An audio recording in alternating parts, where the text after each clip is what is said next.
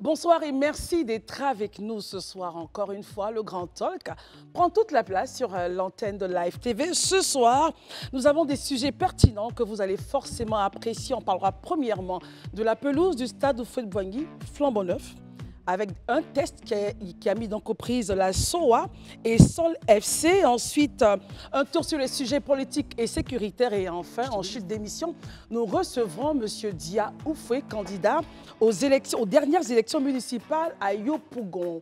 Encore une fois, bonsoir et merci d'être avec nous.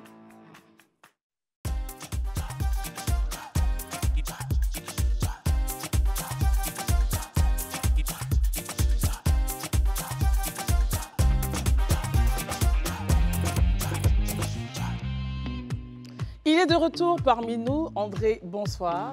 Bonsoir Christelle. En pleine forme. Bonsoir, ouais, en pleine forme.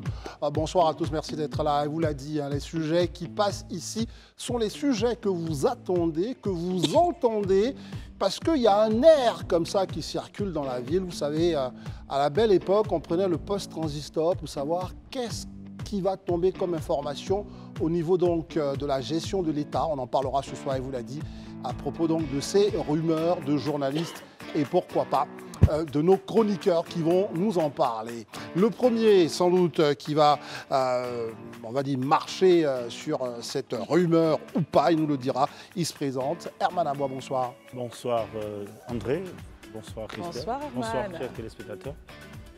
Élisée Bonlougbe est avec nous. Élisée, bonsoir. Bonsoir André, bonsoir Christelle, bonsoir chers Bonsoir, amis et bonsoir Élisée. chers téléspectateurs. Et le dernier à être salué par nous, c'est bien Daouda, bonsoir. Bonsoir Christelle, bonsoir à tous et bonsoir chez vous.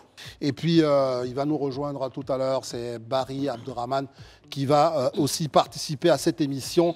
1h15 durant, nous allons vous permettre d'en savoir un peu plus sur ce que pensent les uns et les autres de la situation socio-politique, économique de la Côte d'Ivoire et aussi comment on vit les choses hors de Côte d'Ivoire. Premier sujet sur la table ce soir, Christelle, c'est bien sûr ce qui se passe dans les préparatifs de la CAN 2023. Alors on peut sourire parce que voilà, la pelouse du stade Félix Houphouët-Boigny donne satisfaction. Elle a été testée, je le dis, à l'occasion d'un match amical qui a opposé donc la société Omnisport de l'armée à Sol FC d'Abobo. Et le match s'est déroulé dans des circonstances météorologiques peu clémentes avec des averses soutenues. Bonne nouvelle, Daouda. Oui, c'est une très bonne nouvelle, mais je veux dire, déjà moi je ne dirais pas forcément bonne nouvelle parce que je veux dire, on a un gouvernement qui est assez sérieux et qui a tiré sûrement les leçons de ce qui s'est passé à Ebempe. Donc forcément, ils ont testé... Pas en quelques jours, Daouda. Oui, mais n'empêche parce que quand tu regardes, lorsque le ministre des Sports, M. Dao Paulin, est allé à Ebempe pour faire son mea culpa, il a dit qu'ils allaient tirer toutes les leçons. Je pense que c'est le début de cette leçon qui est là. Aujourd'hui, on a vu un stade flambant neuf, même s'il y a certaines personnes qui avaient des craintes quant au Félissa, on a vu tous que le Félissa était fin prêt pour accueillir un match de renommée internationale. Malgré la pluie, je pense qu'on a tous assisté à cette grosse pluie-là, la pelouse a tenu, donc je pense qu'on n'a pas de problème à ce niveau-là. Et je pense que les Ivoiriens peuvent se rassurer pour dire que la CAN de l'hospitalité va véritablement se tenir en Côte d'Ivoire. Il ne suffit qu'à attendre patiemment que le moment arrive. Finalement, est-ce que Ebimpe, c'était un épiphénomène, notre très cher Herman Aboua, ou pour vous, c'était quelque chose qui peut ressurgir à tout moment, ou vous êtes rassuré? La question du stade Ebimpe n'est pas encore, n'est pas encore totalement adressée. Jusque-là, théoriquement, on a eu... Non, mais par rapport à l'ensemble des autres stades. Par rapport à l'ensemble des autres stades, on pourrait le dire, puisque d'ailleurs même, ce n'est pas les mêmes, c'est pas les mêmes opérateurs qui ont travaillé sur l'ensemble des stades. Au niveau de... Je crois que c'est un Portugais qui a rénové le stade Félix Houphouët-Boigny. Mais il faut dire en même temps que le stade Félix Houphouët-Boigny, c'est un stade qui est quand même vieux depuis 1952. On l'appelait Géo André. Après, en 1964, on l'a fait l'ouverture. Déjà en 2009, ce stade a été rénové. En 2018, on est encore à la deuxième rénovation. Donc quand certains disent que c'est un stade flambant neuf, je dirais peut-être un stade flambant reneuf. ou bien rénové. Mais Herman, Disons, de ça, 25 Herman, mais de 25 000, on passe quand même à plus de 40 000 oui, places. je ne dis pas que le travail n'a pas été fait. De toute façon, c'est un stade qui est historique, donc il faut bien qu'il tienne. Donc si on a à rénover, c'est toujours bien. Moi, je pense qu'il faut que l'État continue de donner les travaux, les marchés à des entreprises sérieuses. Très bien. Voilà, parce que quand même, la rénovation a coûté 65 milliards, qui est deux fois un peu plus, moins que le budget qui a été alloué pour le stade, 65 milliards, par rapport au budget du stade de BIMP qui est à 163 milliards de francs CFA. On ne nous dit pas aussi combien est-ce que la rallonge, les nouveaux travaux vont coûter. Donc on salue cela. Moi, je pense que c'est une bonne chose. Ça veut dire que la Côte d'Ivoire est aujourd'hui prête à accueillir la CAN 2023 qui va se tenir en janvier 2024. Élisée, satisfait? Ben, moi, je pense que comme de nombreux Ivoiriens, on était très curieux de savoir comment se comporterait la pelouse du stade Félix Houphouët-Boigny après l'épisode des Bimpe. Et grande fut en tout cas notre satisfaction de voir que cette pelouse-là a été très bien entretenue et vraiment, là, on sent qu'elle a fait l'objet d'une attention particulière. Les deux équipes s'étaient affrontées. Ce n'est pas qu'on savait forcément qu'il allait avoir plus d'une telle capacité, mais on a vu qu'en dépit de la pluie, le match a pu se dérouler, en tout cas la balle a pu circuler. Et nombreux sont les Ivoiriens qui sont déjà satisfaits. Moi, je pense que c'est le lieu quand même de féliciter sincèrement l'entreprise portugaise Mota Angel pour le travail qu'elle a abattu. Parce que pour ceux qui, comme moi, ont l'habitude ou qui de temps en temps passent au plateau, on était vraiment beaucoup, nous étions sceptiques que ce stade, on arrive à le rénover. Pourquoi étiez-vous sceptique, Parce que déjà, le travail à abattre était colossal. Nous, souvent, il nous arrive d'aller dans les tours qui jalonnent les alentours du stade. Et de là-bas, on voyait un peu la pelouse qui avait complètement été décapée, la piste d'athlétisme qui avait été décapée. On se disait, mais à quel moment on allait pouvoir remettre tout ça là à flot et puis arriver à livrer le stade dans le temps. C'est fait. Et là, on se rend compte que quelques mois après, c'est un stade flambant neuf pratiquement qu'on nous livre avec une pelouse impeccable. Il y a de quoi quand même féliciter cette entreprise qui l'a faite et aussi féliciter les responsables étatiques qui ont suivi effectivement ces travaux-là. Parce que de temps en temps, quand ça ne va pas, c'est bien, on leur tape là-dessus. Mais quand ça va aussi, il faut avoir le courage de leur dire félicitations. C'est important de le relever. Comme on l'a dit ici, on a pointé du doigt donc les autorités sportives. Mais quand ça va aussi, il faut leur dire voilà, chapeau bas. Et donc, une fois qu'on a dit Ebimpe, une fois qu'on a dit le stade Félix Houphouët-Boigny, on parle aussi de ce stade Charles Konan Banny du côté de Yamoussoukro qui a accueilli donc cette rencontre entre la SEC et la FAD dans le cadre de la Super Coupe Félix Houphouët-Boigny. Et là aussi, on peut dire que les tests se poursuivent sur ce stade et manifestement se ressemblent. Mais moi, je pense que c'est l'un des stades, l'un des nouveaux stades qui donnent un profil, qui donne satisfaction. Parce que déjà, ce n'est pas la première rencontre, c'est un stade qui est toujours testé. On a eu déjà des matchs amicaux de la Côte d'Ivoire là-bas. Donc, moi, je pense que c'est bien.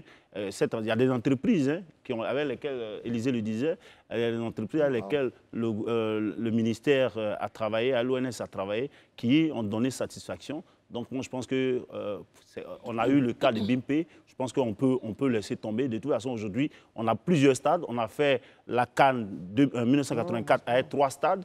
Aujourd'hui, on a plusieurs stades, je crois, 6 stades, ça. Donc, si on a même si le stade et Bimpe n'est pas prêt, on souhaite qu'il soit prêt, on peut faire tenir la CAN. Non, mais on ne peut pas, justement, parce que non, c'est des conditions déjà pour pouvoir organiser la CAN. Pour pouvoir organiser la CAN prend 24 équipes. Et chaque poule de 4 équipes a un stade à lui. Donc, il faut au minimum 6 stades pour accueillir la compétition. C'est dans les cahiers des charges. Donc, si la Côte d'Ivoire n'a un stade de moins, on aura véritablement... Voilà, donc là, on n'a plus d'alternative. Vu que déjà, pour la CAF, la CAN se tient ici et que pour tous les Ivoiriens, ça se tient ici, on a l'obligation de tout mettre en œuvre pour que Ebimpe soit neuf et soit prête pour accueillir la compétition. Je pense que les promesses ont été déjà faites. Non, les promesses ont été faites. Les travaux sont en cours. Les promesses ont été déjà faites. Je pense que les travaux sont déjà en cours. Si vous remarquez très bien, pour montrer la bonne volonté du ministère des Sports, chaque fois qu'il y a une évolution dans les travaux, même si tu souris beaucoup, ils montrent les photos de l'avancement des travaux sur les réseaux sociaux pour que les Ivoiriens suivent au jour le jour comment les choses évoluent. Moi, je suis sans crainte. Non, mais c'est pas que c'est pas ça le but, mais non, c'est pas ça le plus important, je vous le dis. Non, même si c'est pas le plus important, mais au moins, quand même de ça voir que les rassure travaux et il y a un évoluent. souci aussi de transparence pour montrer qu'en fait, ce que les Ivoiriens ont dit, les complaintes des Ivoiriens, ça a été pris en compte. Mais en même temps, Voilà. Daouda, une fois qu'on a dit ça, il ne faut pas qu'on fasse comme si c'était un stade qu'on devrait reconstruire. Le stade des Bimpe, la CAF a été claire, c'est un problème d'entretien. C'est déjà c'était déjà une erreur ou une faute, si vous voulez. Mais là, il est bien qu'on on essaie de travailler sur les algues qui occupaient le terrain. Donc, normalement, tout va bien. En nettoyant correctement, en entretenant le terrain correctement, les choses devraient aller pour le mieux. Puis sur ce terrain-là, on a parlé de cette super coupe qui en était à sa 16e Les supporters de la SEC sont très heureux en ce moment. Et donc, parlons-en quand même de cette rencontre qui a été remportée par la SEC Mimosa. Le football national, c'est vrai, en marge de cette préparation de CAN, continue quand même son petit bonhomme de chemin Élysée. Oui, effectivement. Déjà, il faut qu'on félicite la SEC. Moi, je pense que c'est la récompense de la continuité et de la stabilité. Voilà. La SEC, depuis plusieurs années, c'est vrai, aujourd'hui, on pourrait dire que comparé à, je vais dire, à l'époque de ceux-là qu'on appelait les académiciens, à ce jour, on sent quand même qu'il y a eu quelques relâchements. Mais le club a tout fait pour maintenir quand même un certain niveau qui lui permet de dominer le championnat au niveau local quand même. Et c'est à juste titre d'ailleurs que quand pour ceux qui ont suivi un peu, moi j'ai suivi quelques minutes de la rencontre, vraiment ça a été un match assez plaisant et on a vu un très beau football de la part de la SEC et c'est le lieu vraiment de féliciter la SEC qui continue dans cette dynamique-là de formation parce qu'il y a beaucoup aussi qui ont été formés, qui ont intégré l'équipe et puis il y a certaines personnes certains joueurs qui ont été recrutés, mais tout ça, ça fait un savant dosage et ça donne le résultat qu'on a aujourd'hui. Bravo à la SEC. Je vais attirer votre attention, est-ce que vraiment la qualité de ces stades-là à venir, parce que c'est des stades qui vont être reversés aujourd'hui dans le football national, est-ce que vous pensez, vous, Daouda, Herman, que les clubs vont évidemment améliorer le spectacle produit grâce à ces stades-là? Non, comment vous voyez l'avenir? Forcément, même si après la CAN, forcément, je pense que la Fédération ivoirienne de football est à pied d'œuvre pour que le football ivoirien en fait retrouve son lustre d'antan. Donc forcément, je pense que chaque club va y mettre du sien, de sorte à ce que tout puisse aller pour le mieux. Et quand tu regardes hier la compétition des petits poteaux tchin-tchin qui est diffusée sur Live TV, mais quand tu regardes, déjà, pour la demi-finale, il y avait près de 25 000 personnes qui étaient connectées. C'est dit combien de fois les Ivoiriens sont intéressés par le foot, mais il est important que les premiers acteurs qui sont les footballeurs, qui sont les clubs, puissent y mettre vraiment du sien pour que les gens puissent aller dans les stades. Pour terminer. On gagnera dans le spectacle, le beau spectacle, lorsque les clubs vont faire vraiment mener une bonne politique de mobilisation. Parce qu'on a vu pour la CAN, les Ivoiriens sont prêts à aller au stade. Ben, il faut que les clubs, parce qu'après le championnat, ça ne peut que s'entretenir. Si on ouvre les beaux stades comme ça, qu'il n'y a personne, le spectacle ne sera pas totalement beau. Donc il faut que les gens mènent une politique de mobilisation dans leurs différents clubs. Juste pour donner de l'eau à ton moulin, je pense qu'au niveau du COCAN, en fait, il y a une commission qui a été mise en place justement pour l'entretien de ces stades-là et l'utilisation de ces stades-là après la CAN. La mobilisation nationale. Ça relève de l'OMS. C'est pas du ressort du COCAN. Oui, mais au niveau du COCAN, il y a une commission pour ça. Bon, n'ouvrons pas le débat, même si on sait que ça relève de la compétence de l'ONS. On le note, mais ça relève plutôt de la compétence de l'ONS qui est propriétaire des stades. On a parlé sport, on va maintenant parler à la fois de sécurité, de faits divers, et nous allons atterrir du côté de Dieucoué, où un acte qui a concerné quand même la maréchaussée a fini par intéresser toute la communauté nationale. Voilà, 6 sous-officiers radiés pour consommation de drogue. Ils ne font plus partie des effectifs de la maréchaussée, comme André le disait, ils ont été révoqués. Le message de révocation de ces éléments a été lu le samedi 23 septembre 2023 à la place de l'escadron mobile de Dieucoué. Alors, messieurs, réaction. Zéro impunité au niveau de la gendarmerie. Oui, je pense que c'est une très très bonne initiative du général Apalo de mettre à nu ces personnes-là qui s'adonnent à ces genres d'actes répréhensibles qui eux-mêmes doivent lutter contre cela. Mais moi, je veux dire, techniquement, est-ce que quelque part, ce n'est pas jeter le bébé avec l'eau du bain?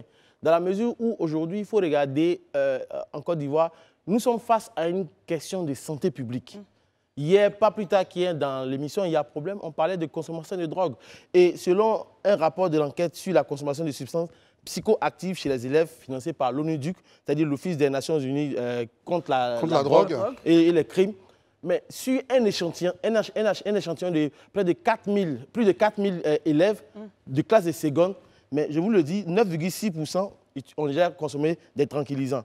12% ont déjà pris des analgésiques. Les chiffres sont excessifs. Voilà, analgésiques sans ordonnance et 2,5% de cannabis. C'est pour dire, quand tu regardes aujourd'hui ces sous-officiers, je pense que pour entrer à l'école de gendarmerie, c'est le BPC ou bien le bac.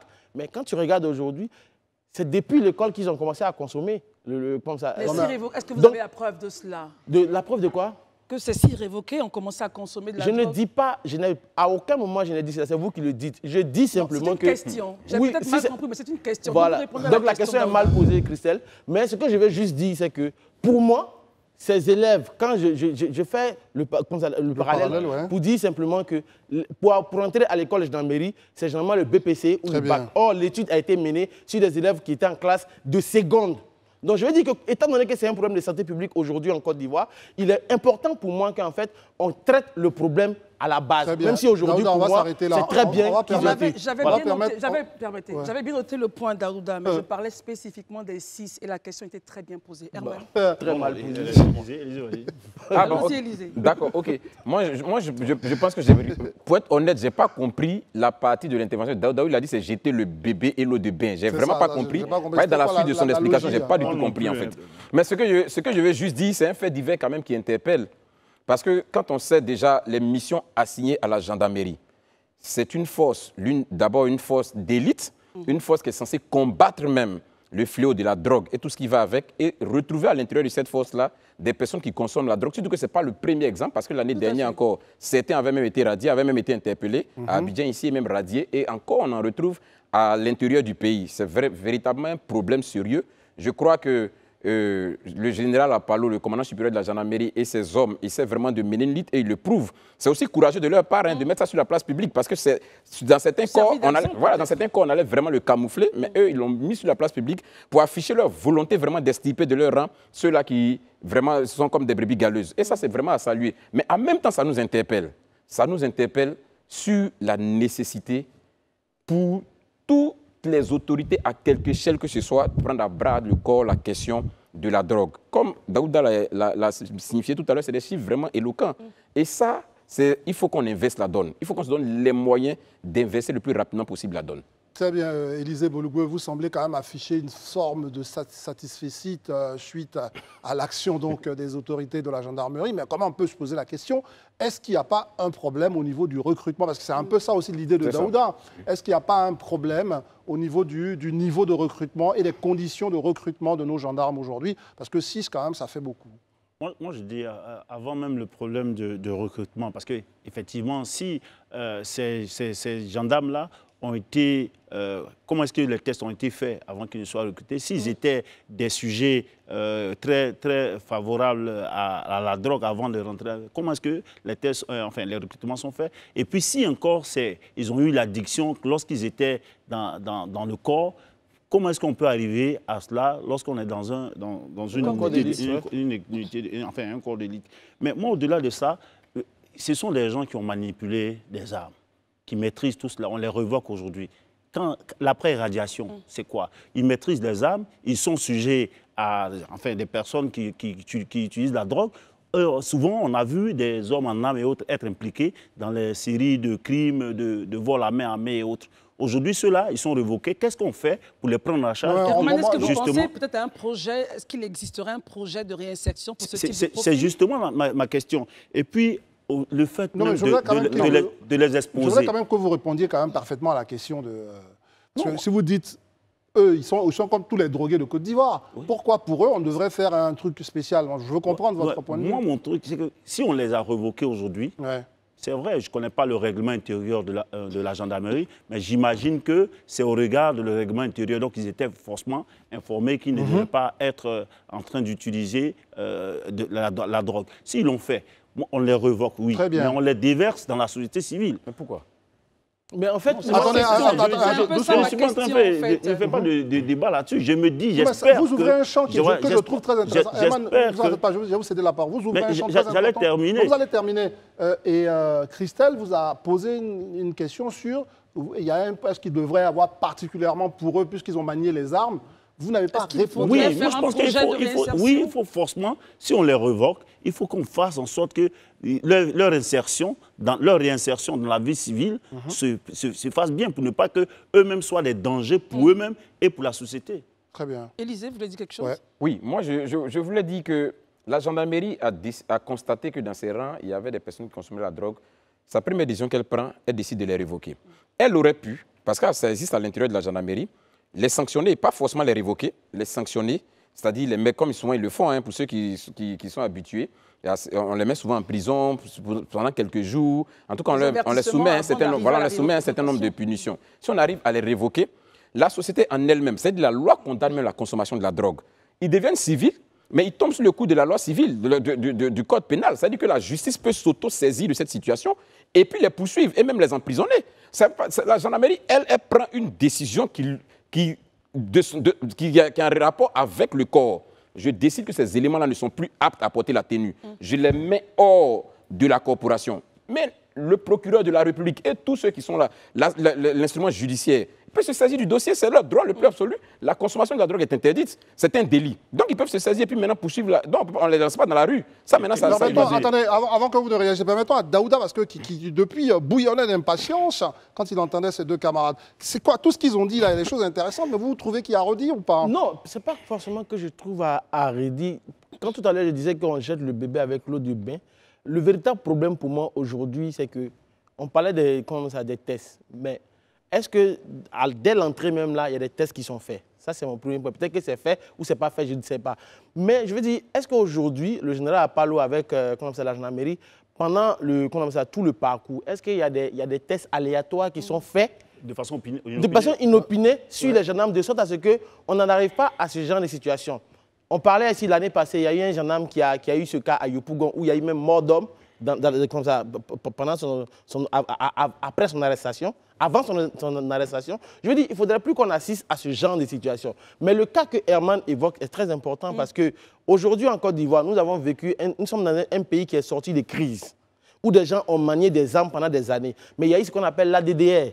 Dans l'ADDR, il y a eu de la formation, il y a eu de la réinsertion. C'est vrai qu'Élisée dit que oui, on peut s'auto-saisir, ils vont aller en prison. Mais quand il va en prison, pour quelqu'un qui a déjà utilisé une arme, qui sait utiliser une arme, qui finalement fume de la drogue, il connaît tous les voies et moyens pour continuer tout le système. Finalement, on fait quoi de lui? Est-ce qu'il faut un programme réadapté? Oui, mais il faut avoir un programme réadapté, mais pas que pour les gendarmes, mais au-delà même des gendarmes, il faut prendre à bras le corps le problème de la drogue parce que c'est devenu un problème de santé publique en Côte d'Ivoire. Très bien. Ce n'est pas seulement que des gendarmes, il y a des policiers, il y a des civils, il y a des fonctionnaires, il y a des médecins. Tout le monde aujourd'hui est devenu enclin à consommer de la drogue. Très bien, c'est le plaidoyer de Daouda qu'on a entendu.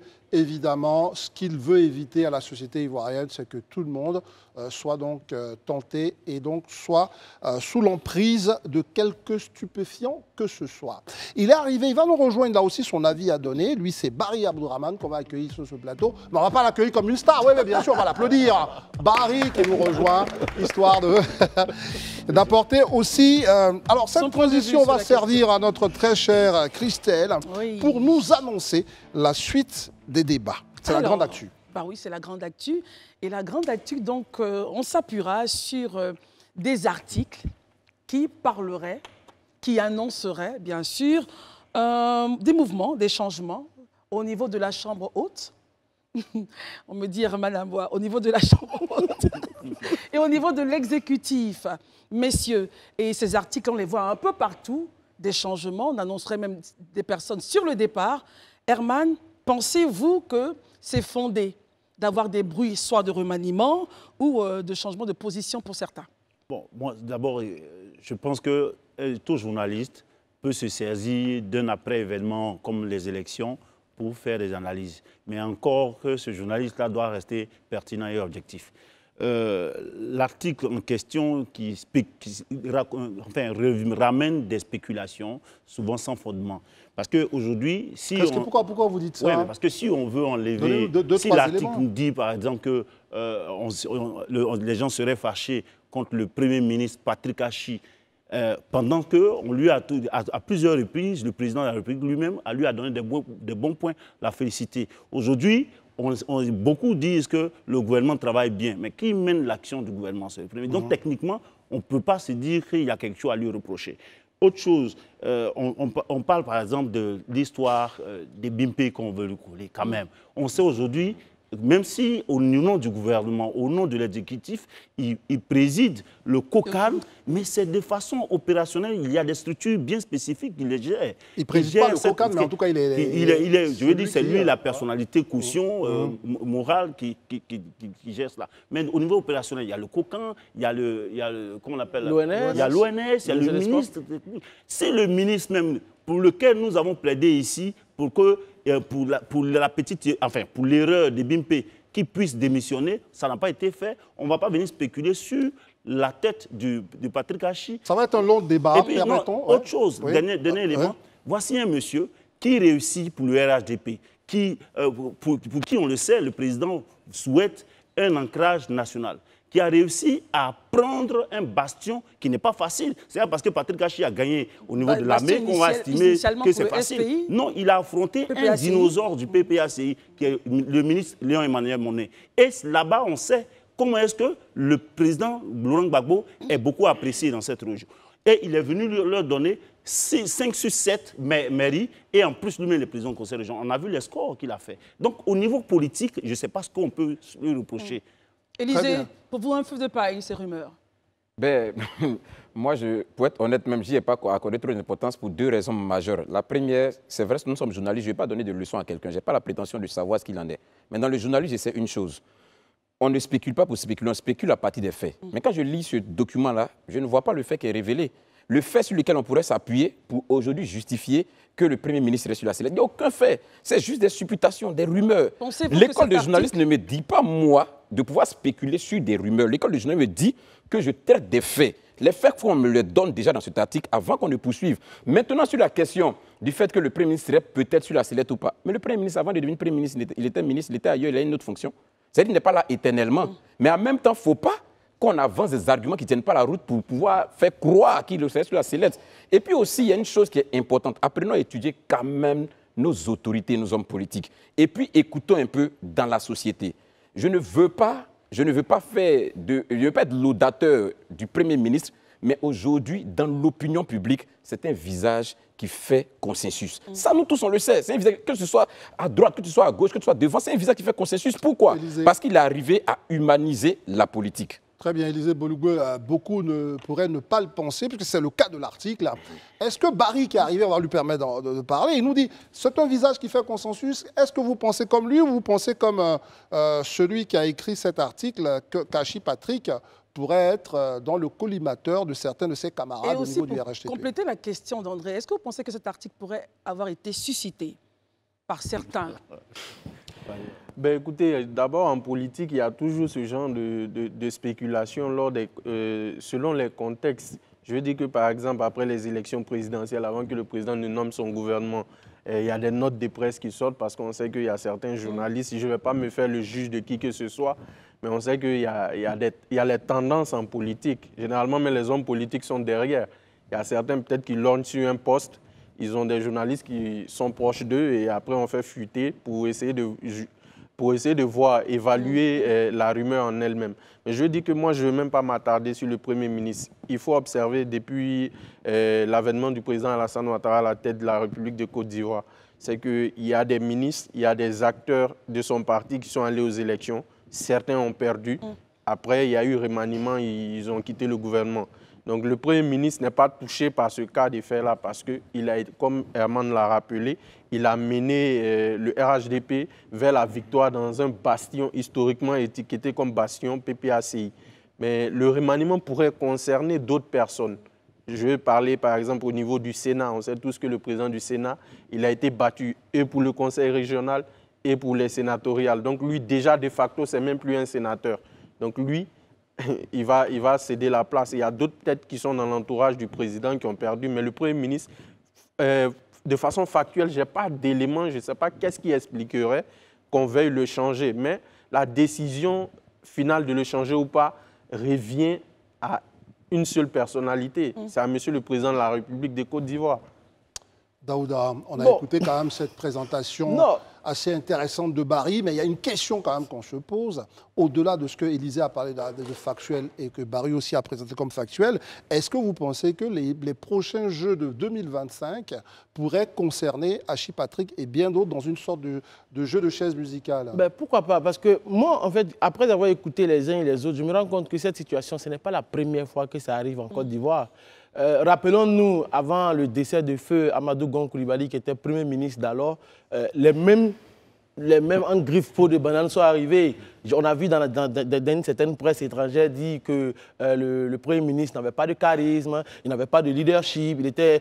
Tu vois, on a assisté à ce genre d'article parce que c'est normal, certains adversaires en interne même du RHDP peuvent forcément lorgner sur son poste de fauteuil de Premier ministre, mais par ailleurs, ils peuvent avoir peur que le président porte son choix sur sa personne, comme l'a fait le président Macky Sall au Sénégal. Donc c'est tout à fait normal. Mais je veux dire, le plus important, c'est que lui-même aujourd'hui, est-ce qu'il s'occupe vraiment de cela? Parce que je pense que c'est un homme qui est au travail. Ça, c'est un. Aujourd'hui, il était en train de partager des kits scolaires pour dire qu'en fait, pour parler de façon triviale, le chien aboie, la caravane passe.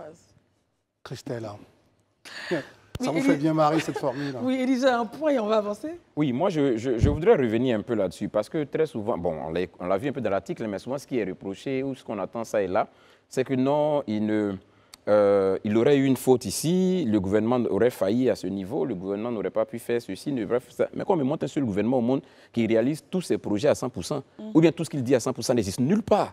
Nulle part, ça n'existe.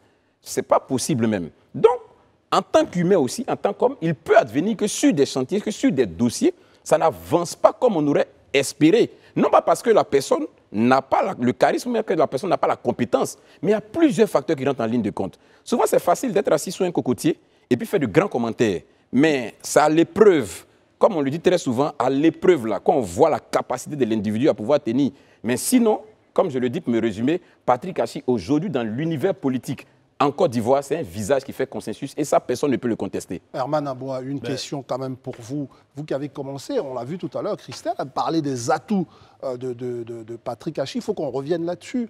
Aujourd'hui, le visage de Patrick Hachi représente quoi pour l'ensemble des Ivoiriens au sortir justement de ces séances qu'on vient de vivre? Moi, je pense que Patrick Hachi, au-delà de ça, je pense que c'est un visage de crédibilité, aussi bien pour le gouvernement, et aussi même pour son parti politique. Voici un monsieur qui est quand même discret, qui n'obéit seulement, quand on voit dans sa façon de faire, qui n'obéit seulement à ce qui est loyal au président Ouattara. Donc, il n'est pas dans les bruits, vous voyez, même dans cela, il n'a pas commis comment on appelle, des avatars et autres, comme on le voit dans certains dossiers. Pour répondre, il laisse faire, parce qu'il sait que le président qui lui a fait confiance, c'est qu'il est au travail et c'est lui qui doit le juger, comme Barry l'a dit. Mais... Donc, moi, je pense que c'est un profil, Moi, je ne serais pas là en train de donner peut-être une caution au Premier ministre Patrick Hachi, parce que vous connaissez plus ou moins ma ligne, mais j'observe, comme tout Ivoirien, que c'est un monsieur qui est au travail. Donc, pour moi, je ne sais pas objectivement sur quoi on peut spéculer pour pouvoir tester, pour l'enlever à ce poste technique. Surtout que le président Ouattara, il aime des technocrates au travail. Vous vous prime donc à la compétence.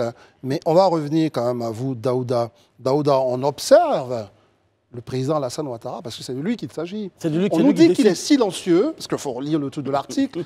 Il est silencieux. Alors, dans le cas d'espèce, qu'est-ce que peut réserver Alassane Ouattara? Parce qu'on sait, il y a eu l'histoire du Congrès. Il a reconduit Patrick Hachi. C'est comment? Quelle est la méthode Ouattara dans le cas d'espèce? Vous qui êtes quand même un observateur de la vie politique. Aujourd'hui, je pense que les gens font, pour moi, les gens font fausse route parce que le président Alassane Ouattara n'a jamais suivi comment on appelle ça? Il n'a jamais hurlé avec les loups. Parce qu'à chaque fois que la presse a dit quelque chose, il a toujours fait le contraire de ce il a toujours pris le contre-pied de ce que les gens ont fait. On a vu ici sous Amadou Gon, il a fait la même chose. Donc, je veux dire clairement, Barry l'a clairement signifié, la seule personne à même de dire je démets ou je remets X ou Y à sa place, c'est lui. Donc, il ne sert à rien pour moi. Je veux dire, cet article, on trouverait que je suis méchant, mais quand j'ai lu l'article, c'est un article qui a été carrément écrit avec le pied, en fait, quoi.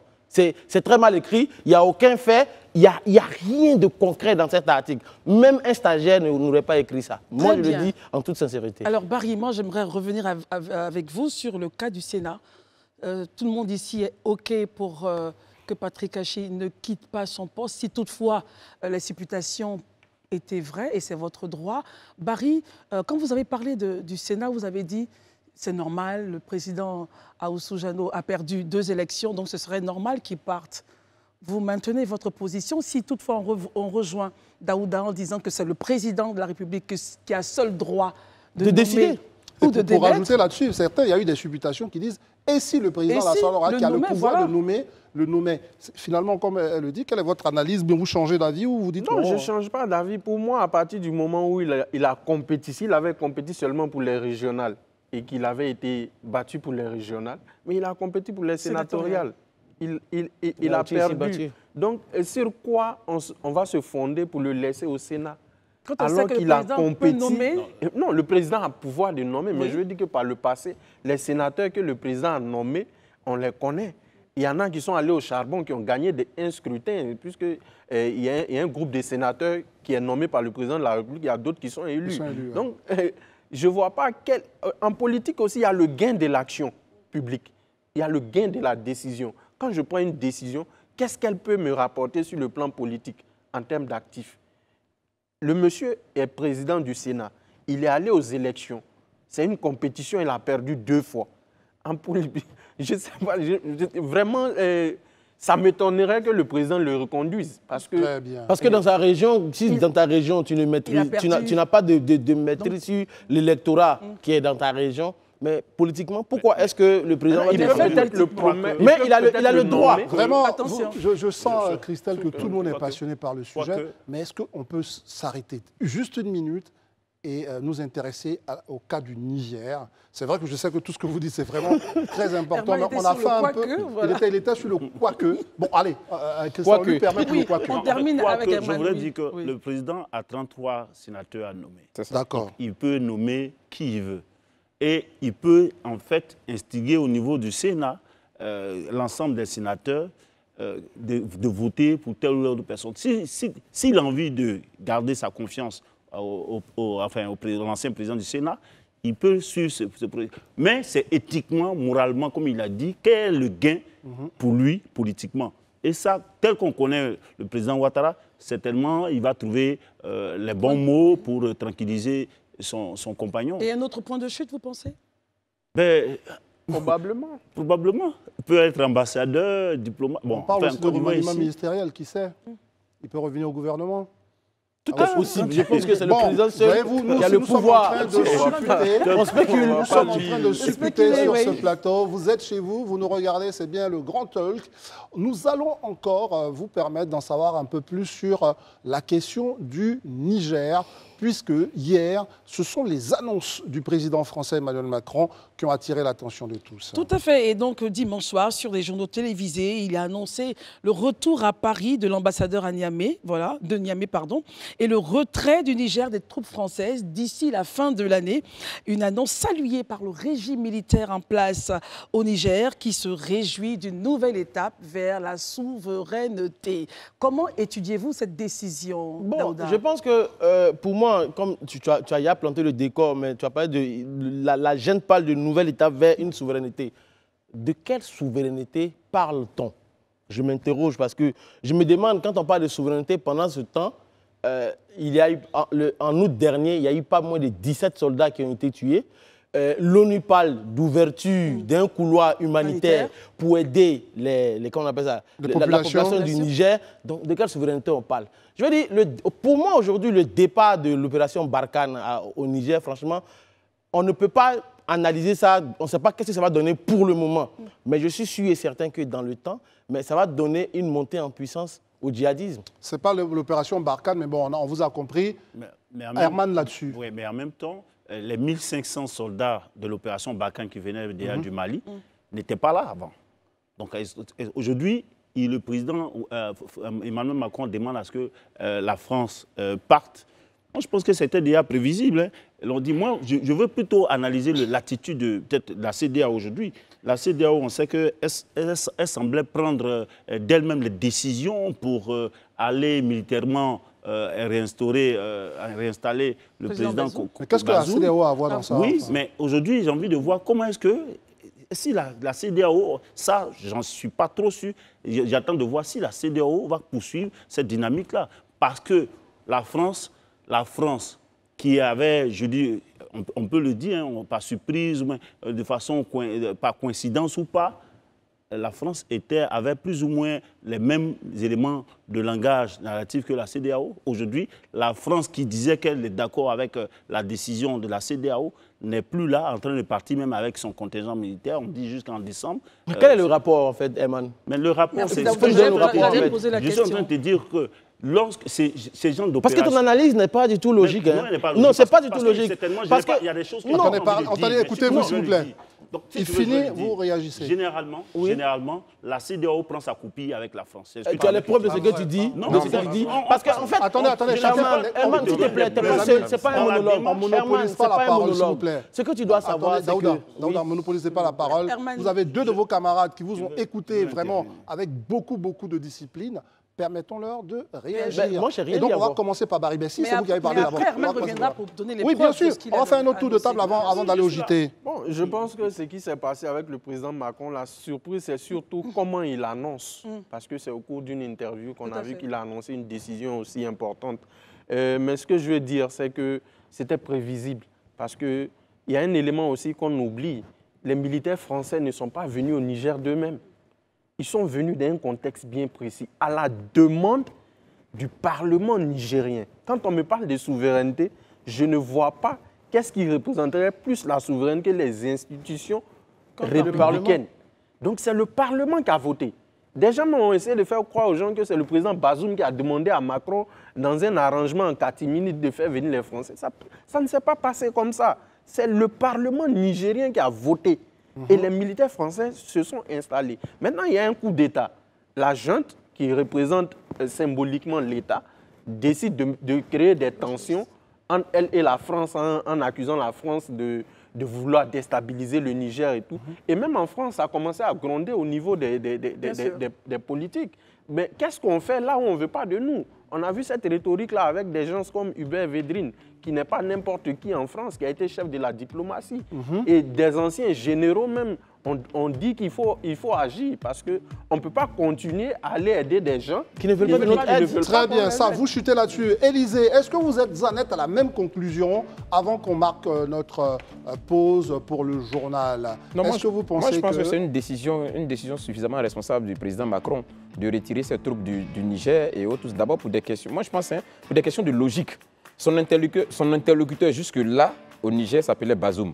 S'appelait donc un gouvernement légalement établi. Aujourd'hui, ce gouvernement n'existe plus. Il n'est plus là, il n'est plus présent. Mais il a qui comme interlocuteur? Donc il quitte les lieux. Parce que si demain il doit s'adresser à quelqu'un par rapport à l'armée, à ces hommes qui sont là-bas, c'est à Bazoum qu'il parle, mais il parle à qui? Donc il retire ses soldats simplement. Maintenant sur la question du fait que est-ce que la CEDEAO, justement je suis d'avis avec mes deux confrères en face quand ils me disaient qu'ils ne voyaient pas le rapport. Parce que la CEDEAO prenait cette décision-là, n'avait pas dit dans son plaidoyer qu'elle s'appuyait sur les 1500 soldats en France pour pouvoir mener l'offensive contre... Juste après la pause info, Herman sûrement aura l'occasion de nous expliquer un peu ce parallélisme que cette phrase très importante et peut-être un peu grave que la CEDEAO prend sa copie avec la France. On reviendra. On va nous donner les preuves. À tout de suite. Oui, je sais pas. Cette chaîne que vous aimez tant vous fait découvrir donc sur ces différents canaux 206 pour ceux qui sont sur la TNT et canal numéro 6 pour ceux qui sont sur la TNT et 206 pour ceux qui sont sur le canal Horizon, comme on le disait à l'époque, Canal+. Vous découvrez quoi? Vous découvrez l'ensemble de l'actualité d'ici. Et d'ailleurs, tout à l'heure, c'était donc le JT avec Sharon Camara. Nous, on revient ici pour repartir et discuter des choses nationales. On en a parlé. On va encore repartir là-dessus avec Christelle, puisque notre invité est là. On l'avait annoncé tambour battant. C'est un jeune monsieur. Aujourd'hui, une personnalité incontournable du monde politique en Côte d'Ivoire, dont son parti est sur l'échiquier national. Il fallait qu'on le reçoive pour parler justement de comment il vit les choses en ce moment. Tout à fait. Il s'agit de M. Diaoufoué. Bonsoir et bienvenue. Vous étiez candidat du PDCI à la mairie de Yopougon.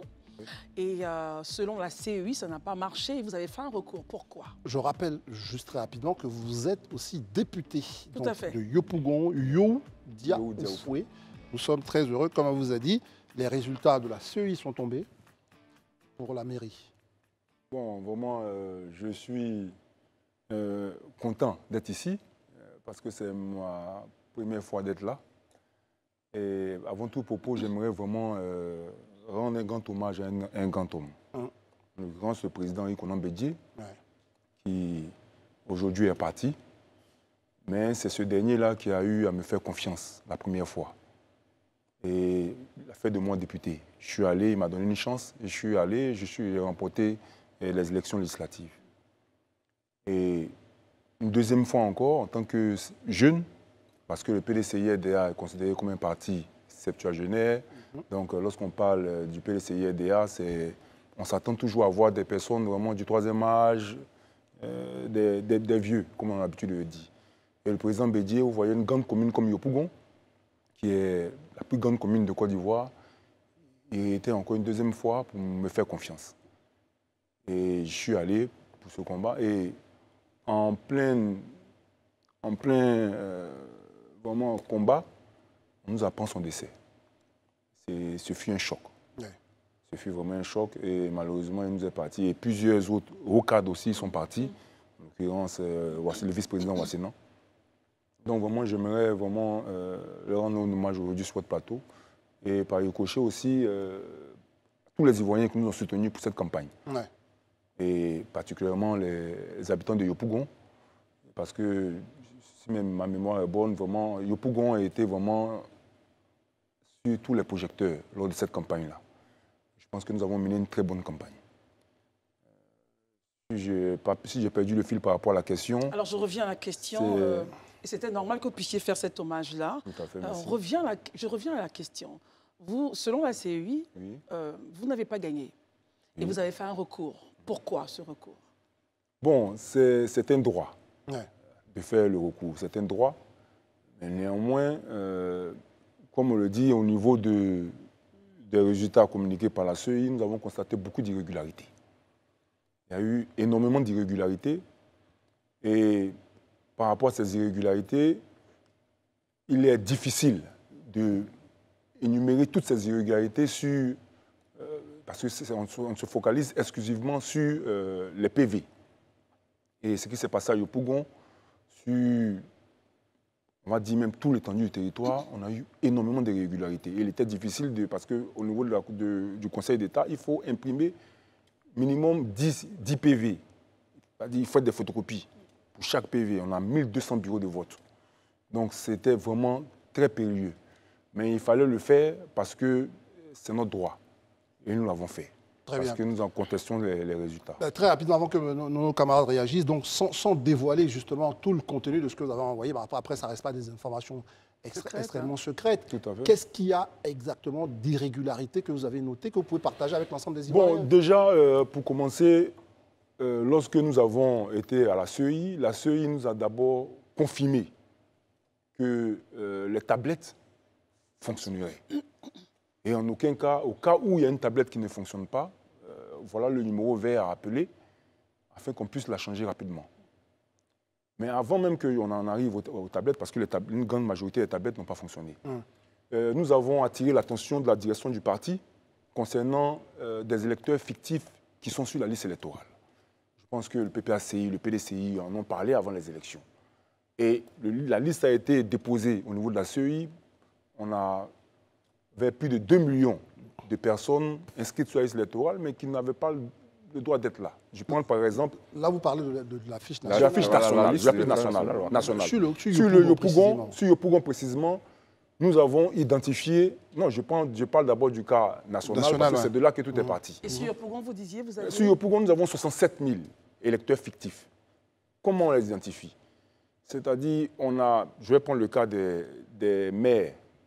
Sur la liste électorale, on a 31 341 personnes dont leurs mères les ont mis au monde lorsqu'elles avaient minimum 70 ans.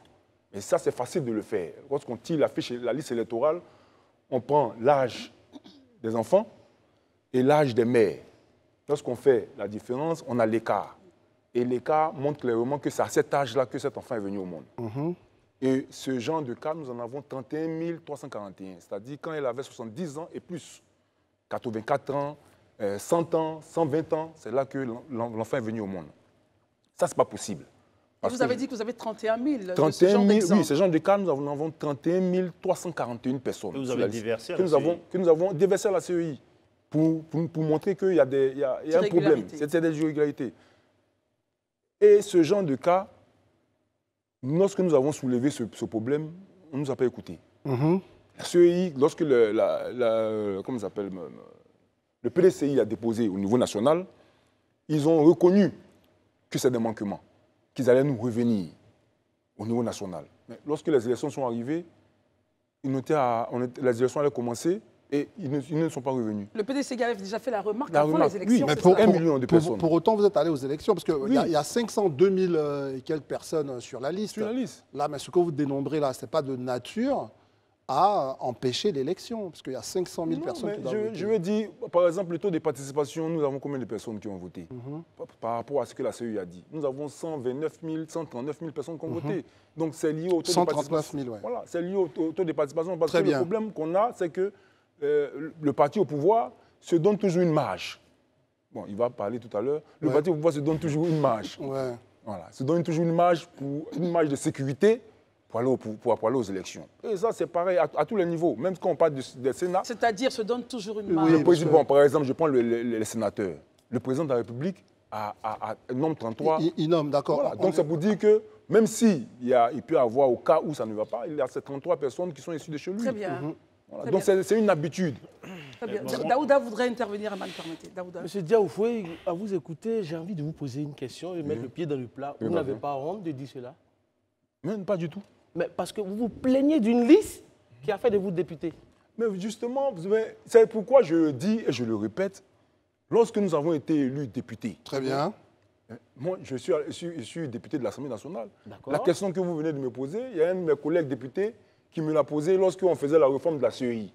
Il me dit, mais pourquoi moi je suis contre cette CEI-là, alors que c'est cette CEI-là qui m'a permis d'être député? Mais je lui ai dit oui.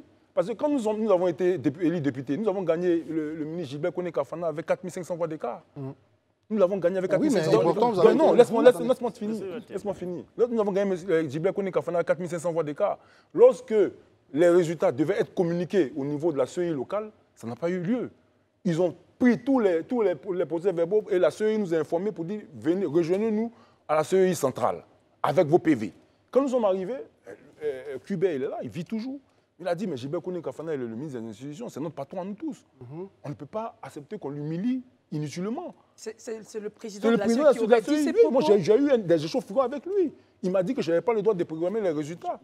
Et quand ils ont proclamé les résultats, à Yopougon, nous avons gagné avec 300 voix d'écart. Alors que les résultats qui étaient en notre position, c'est 4500 voix d'écart. Mais c'est pourquoi, à l'Assemblée, je me suis plaint qu'au niveau de la CEI donne les résultats qu'elle veut. Mais ce que vous dites, Monsieur Dia, excusez-moi, Monsieur Dia, ce que vous dites, l'entretien que vous avez eu avec le président de la CEI, était-il un entretien avec des témoins? Parce que ce que vous dites est grave quand même. Je suis allé pour me plaindre, parce que nos résultats tardaient. Et on a eu un fichier du ministère de l'Intérieur qui a affirmé que le ministre Gilbert Koné Kafana avait gagné les élections. Et moi, j'ai considéré que ce n'est pas au ministère de l'Intérieur de donner ces résultats. C'était en 2021, lorsqu'on compétitait pour être député. Ça, pour mars 2021. Mars 2021. Il y avait une fiche, il y avait un document, je ne sais pas si vous vous rappelez, qui est sorti avant que la CEI programme les résultats. Non, mais après, ce n'est pas le ministère de l'Intérieur c'est la CEI. Donc, ce document était officiel. J'ai une question. Mais attendez, on va y aller pour les questions. Moi, je me suis plaint sur ce cas-là, et j'ai considéré que s'il tarde à ce point à donner les résultats, parce que je peux comprendre, parce que c'est 1200 bureaux de vote, ce n'est pas facile. On comprend. Mais lorsque les résultats, vous nous demandez d'envoyer les PV, parce que c'était convaincu que nous n'étions pas capables d'envoyer 1200 PV. Parce qu'à Yopougon, on a 1200 PV à envoyer. Très souvent, les gens ne sont pas capables. Donc, c'était pour essayer de contester notre victoire. Très bien. On pourra revenir là-dessus, si vous voulez, mais permettons à Emma de poser sa question. Vous parlez de la marge.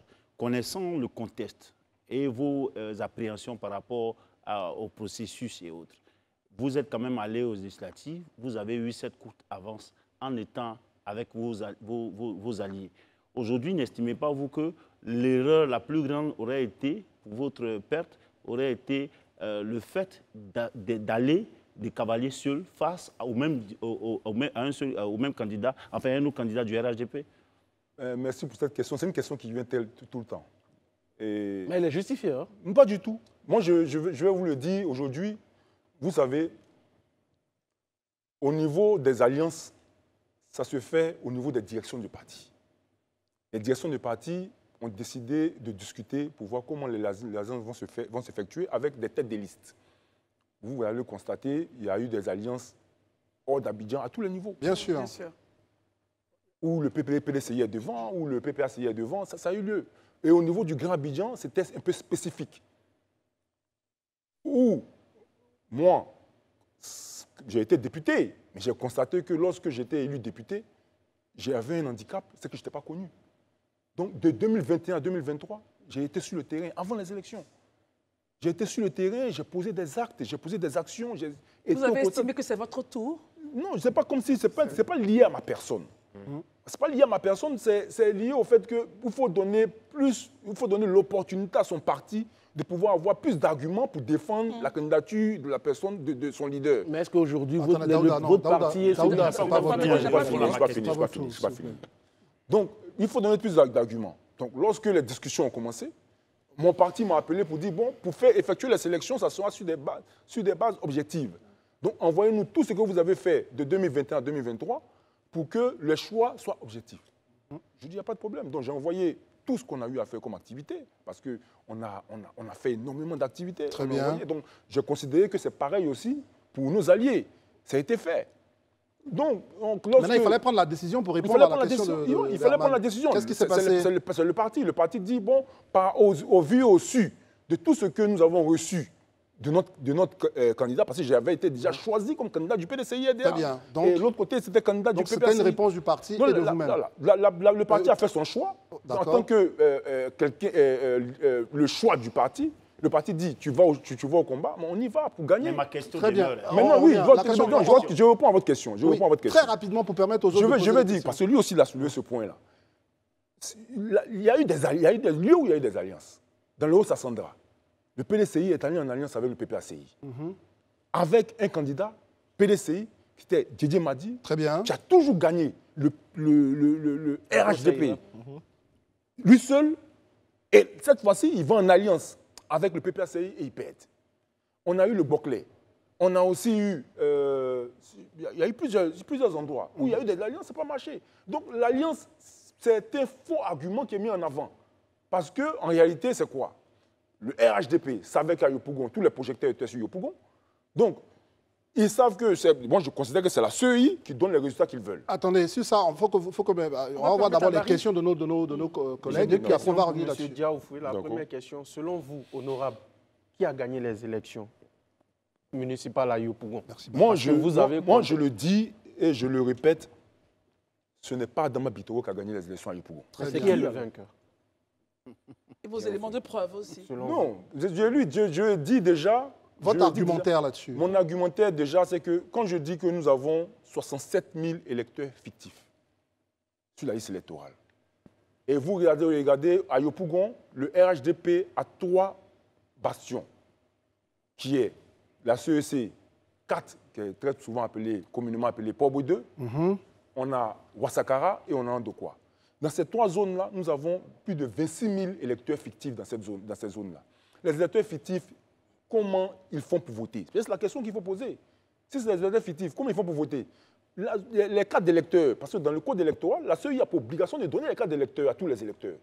Ça, c'est inscrit dans le code électoral. On est d'accord, allez-y. Mais ce n'est pas effectué. Pourquoi? Parce que la CEI donne les cartes d'électeurs au RHDP, nous avons la vidéo.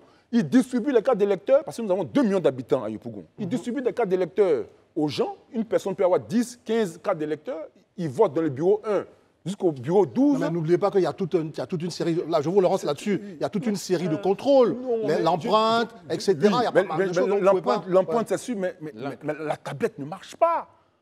La stratégie, la tablette ne doit pas marcher. Donc quand la personne rentre, avec une carte d'électeur ce n'est pas sa carte. Très bien. Il cite son nom à un haute et intelligible voix. Mon représentant, il se concentre sur le nom qu'on a cité, il coche, tout le monde coche, on dit la tablette ne marche pas, parce que c'est la tablette, quand il va mettre son doigt, automatiquement, son visage, tout va apparaître sur la tablette. Mais la tablette ne fonctionne pas, donc il va voter. Quand il finit de voter, il prend la carte d'une autre personne, il va au bureau numéro 2. Ce que vous dites, pourquoi on a le droit de vous interroger, c'est que la carte électeur, il y a une photo là-dessus, qui n'est pas manifestement la photo d'André Bois.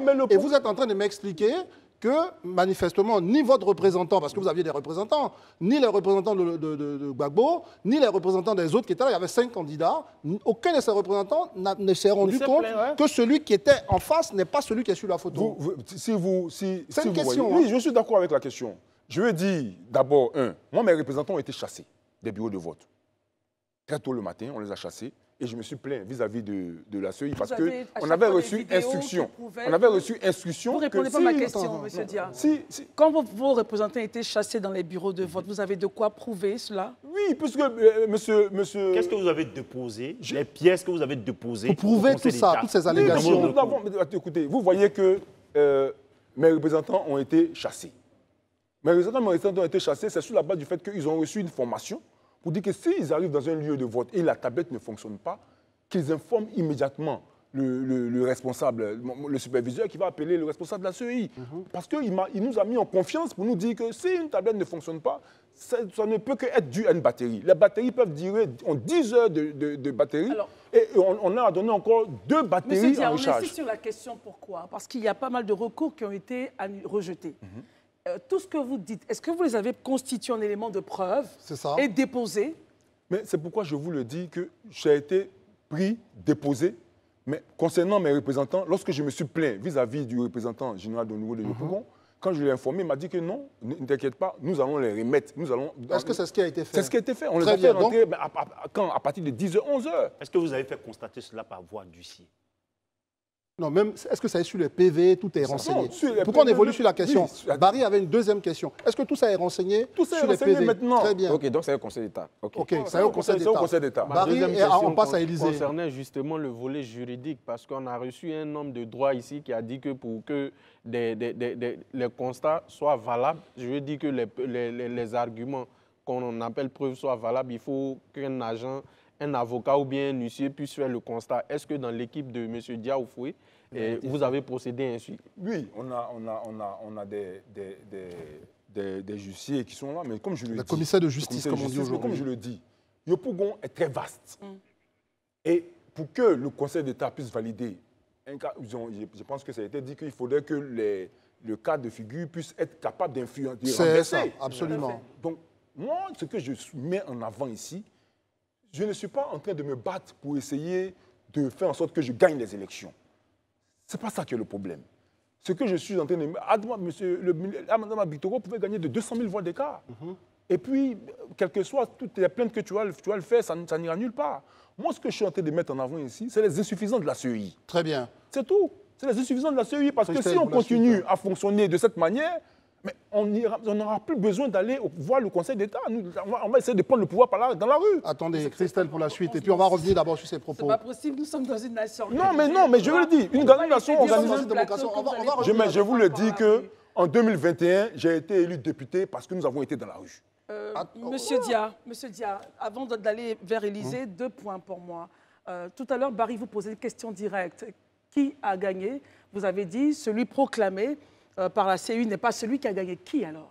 Moi, je le dis et je le répète, qu'à partir du moment où il y a des tricheries qui ont lieu, parce qu'il faut que les gens comprennent que nous sommes une nouvelle génération.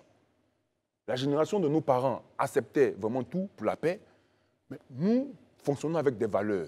Je ne peux pas venir dire que Michel ou moi ai gagné. Je ne vais pas le dire, mais je dis seulement que celui dont la CEI a prononcé le résultat, nous ne le reconnaissons pas comme le maire de Yopougon. Permettez, Christelle nous a ouvert une brèche sur cette affaire de valeur, et c'est là où ça va être un peu surprenant, ce que vous venez de dire.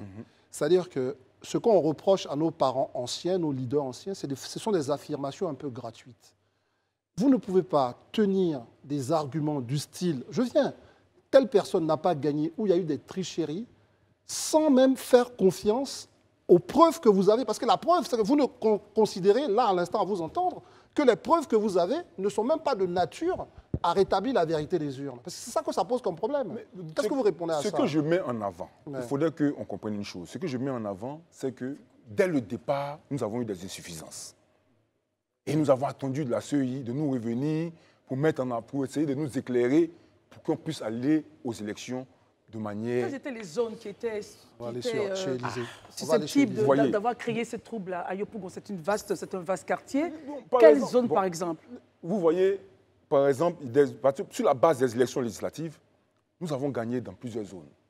Et pour ces élections-là, par exemple, je vais citer Mamia Djoa, Saint-Michel, Kouadjo, plusieurs de ces zones-là, les unes sont arrivées dans ces écoles à 13h, 14h. Vous voyez? Donc les parents étaient là, il n'y avait pas d'urne pour voter. On est sur la liste électorale de Yopougon, nous avons 163 000 électeurs qui ont des noms à résidence à Caen. Ah, d'accord. Voilà, 163 000.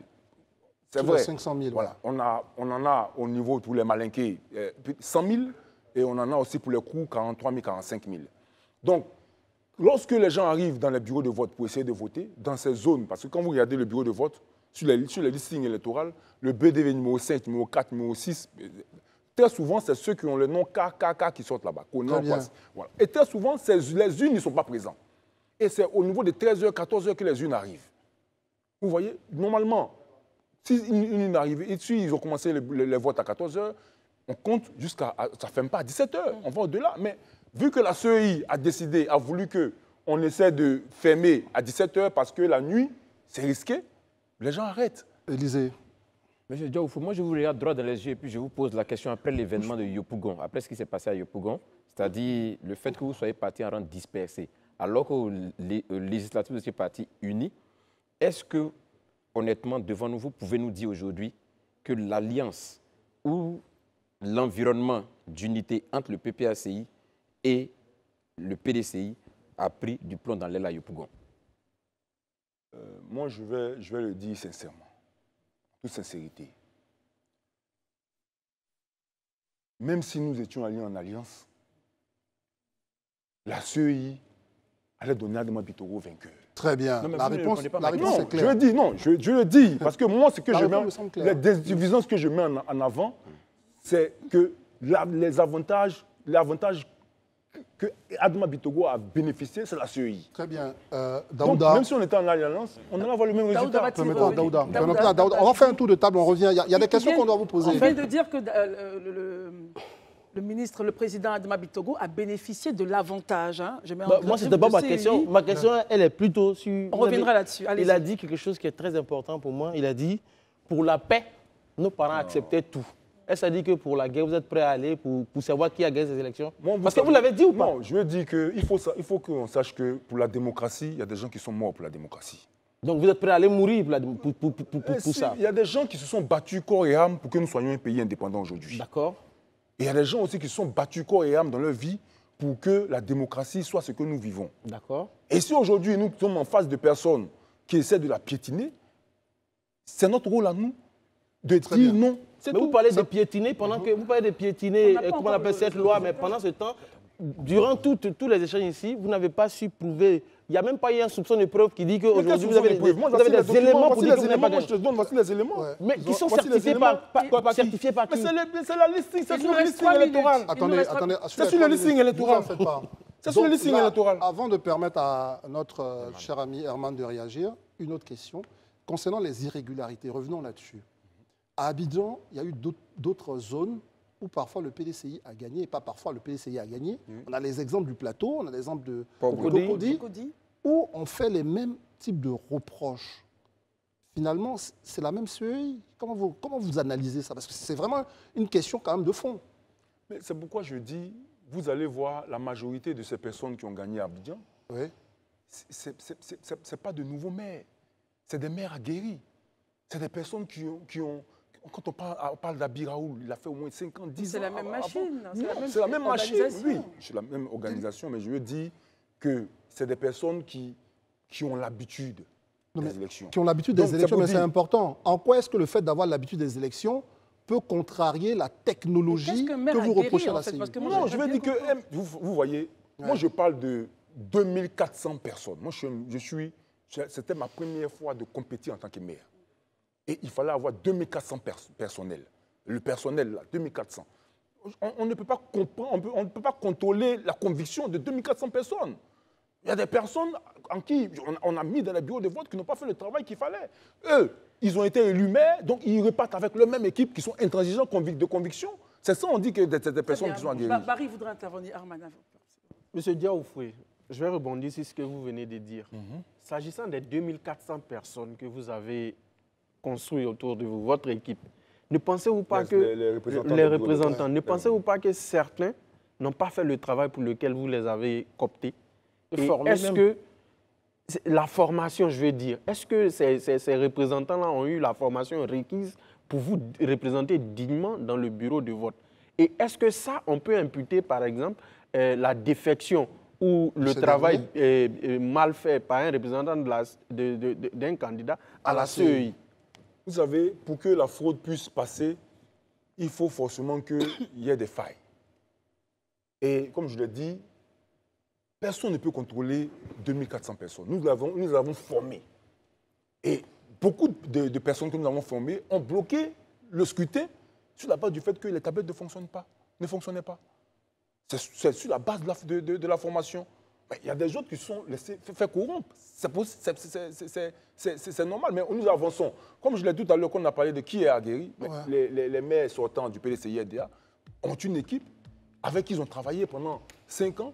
Aujourd'hui, c'est les mêmes personnes qui leur ont permis de gagner demain. Ils fonctionnent avec eux encore pour avancer. Yahou Diaoufoué, vous êtes jeune, vous nous parlez de renouvellement de génération, mais il y a un discours que vous tenez. En fait, quand on a gagné, c'est qu'on est aguerri, mais quand on a perdu, c'est que les autres ont triché. Non. Parce qu'il y a un moment, parce qu'on a envie quand même, à un moment qu'on dise, cette année, je n'étais pas bien préparé, parce qu'il semblait que c'est ce que vous disiez, je n'étais pas bien préparé, je n'avais pas toute l'équipe, etc. Mais est-ce que ça nous... On peut désespérer un peu de la jeunesse, que la jeunesse dise, je vous pose la question, dise, c'est toujours la faute aux autres si je perds? Non, c'est pourquoi je dis. Moi, je le dis avant les élections, avant que nous aillions aux élections. La CEI a été approchée pour dire qu'il y a des manquements sur la liste électorale. Et que vous a répondu la CEI à ce niveau? La CEI nous a dit qu'ils reconnaissent qu'ils ont identifié 1 million de personnes qui ont... Je ne pense pas que la CEI a dit ça. Le PPACI et le PDCI ont dit ça. Oui, le PDCI, oui, le PPACI ont dit ça. La CEI n'a jamais dit ça. La CEI, nous attendions que la CEI nous revienne, parce qu'ils ont dit ils ont reçu les fichiers. OK, les techniciens vont travailler sur les fichiers, ils vont nous revenir. Mais nous ne sommes jamais revenus. Et lorsqu'on fait les élections, on constate que les mêmes manquements sont toujours sur la liste.